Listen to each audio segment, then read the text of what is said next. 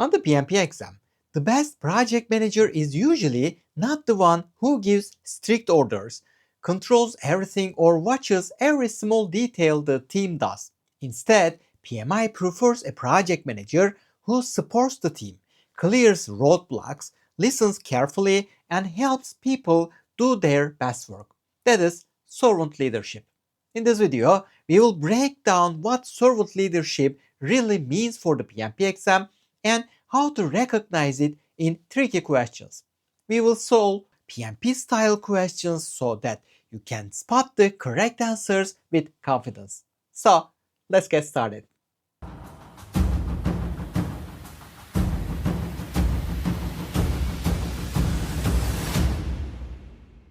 If you are new here, I am Sabri C. I am the owner of casePM Academy and Lando Management Academy.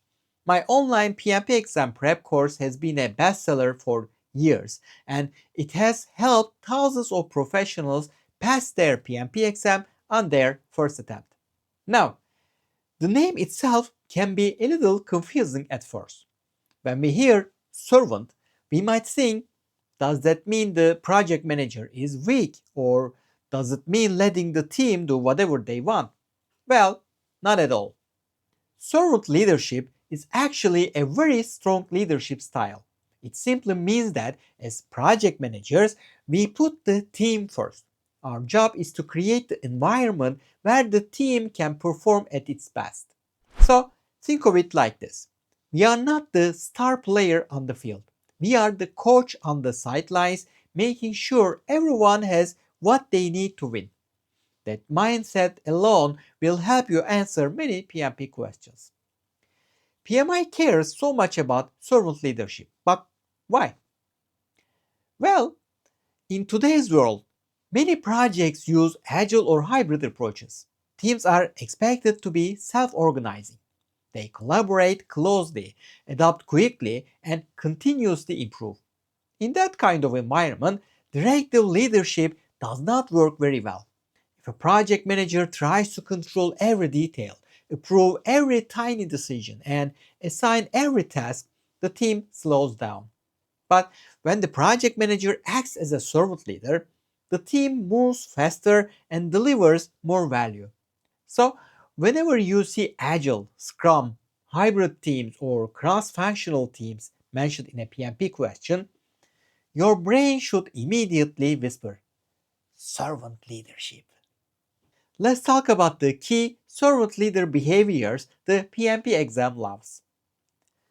A servant leader listens carefully, coaches instead of giving orders, helps run meetings and discussions, solves conflicts in a positive way, removes obstacles, protects the team from distractions, builds trust, encourages learning and getting better, gives people the confidence to make decisions, helps the team take ownership of their work.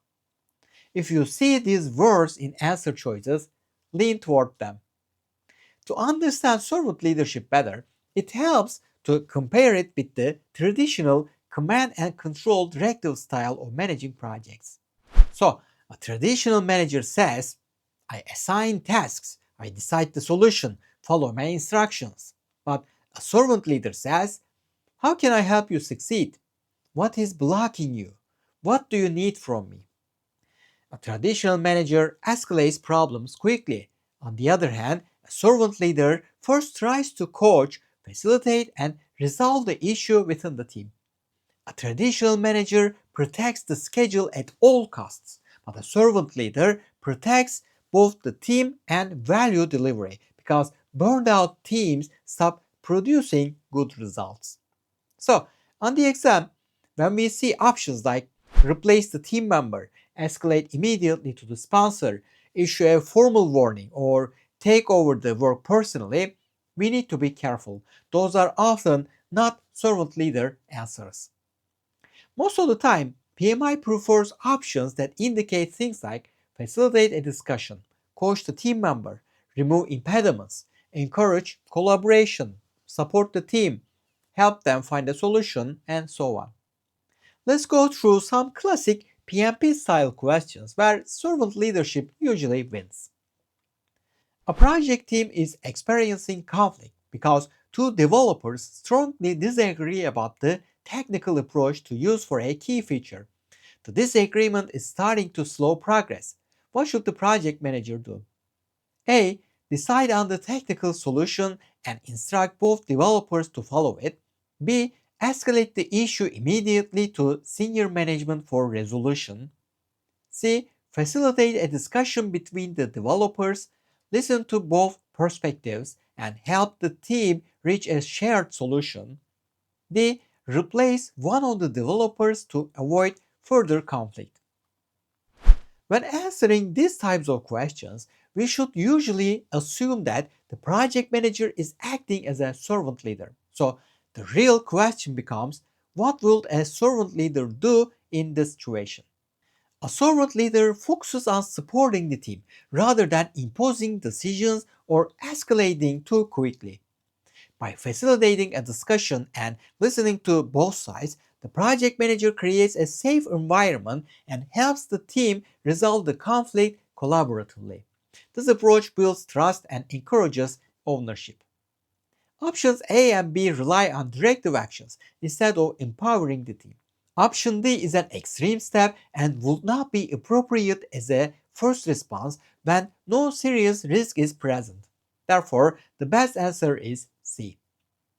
Before jumping to another question, don't forget to subscribe to the channel because in the next videos we'll break down more mindset topics that PMI loves to test, like conflict management, leadership styles, and stakeholder engagement. So go ahead and subscribe and click the bell icon so you don't miss any of them. Okay, here comes another question. An agile project team reports that their progress has slowed because they are waiting for approvals and inputs from another department. The sponsor is concerned about schedule performance, and some team members suggest working overtime to make up for the delay. What should the project manager do? A. Instruct the team to work longer hours to recover the schedule. B. Escalate the issue to senior management and request immediate intervention. C. Meet with the other department to understand the dependency and negotiate priorities. D. Reassign the affected work to different team members who are not impacted by the delay. Again, we will think like a servant leader here. In agile environments, when progress slows, the first job of the servant leader is to remove impediments, not push the team harder. Here, the real problem is not effort, it's an external dependency. The team is blocked because they are waiting for approvals and inputs from another department. Until that blockage is removed, asking people to work overtime does not solve the root cause. So the best next move is to go talk to that other department, understand why the approvals are delayed, and negotiate priorities or faster turnaround. Maybe they are overloaded, maybe expectations are unclear, or maybe this work was not visible in their queue. By collaborating, we try to unblock the flow and protect the team. Therefore, the best answer is C. As you can see, the PMP-style project manager is not a boss sitting on top of the organization chart. They are more like a gardener.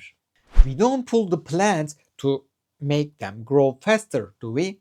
Instead, we improve the soil, we remove the rocks, we make sure they get water and sunlight. And when the environment is right, the team grows naturally and the project succeeds. If you remember that picture in the exam, many questions suddenly become easier. But although servant leadership is usually preferred, there are situations where PMI expects the project manager to be more directive. For example, if there is a safety risk on a construction site, if a regulation is being violated, if a security breach is happening, or if a crisis threatens the organization. In those cases, we should act fast. We stop the work if needed. We follow organizational policies. We escalate appropriately. Let's solve a question about this. A construction project is in the execution phase when the project manager discovers that a subcontractor has bypassed a required safety procedure to speed up work. At the same time, a system used to control site access has malfunctioned, creating a potential security concern.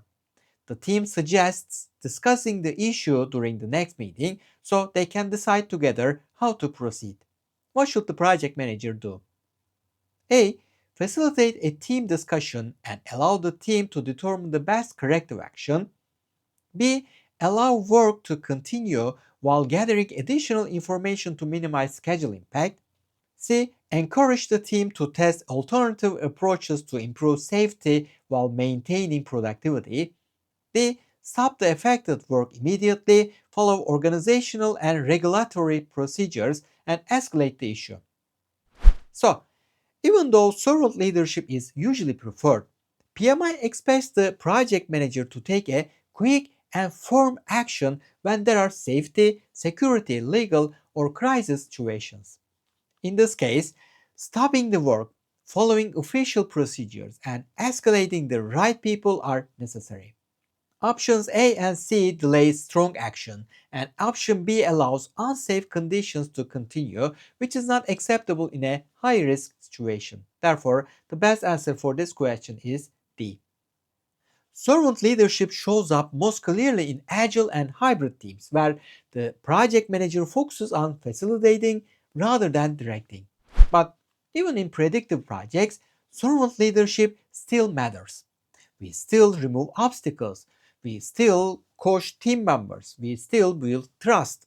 We still encourage collaboration. So don't think this is only for Agile. It's a mindset PMI expects everywhere. In the next videos, we'll break down more mindset topics that PMI loves to test, like conflict management, leadership styles, and stakeholder engagement. Don't forget to subscribe to the channel so you don't miss any of those. Keep studying smart, and I'll see you in the next one.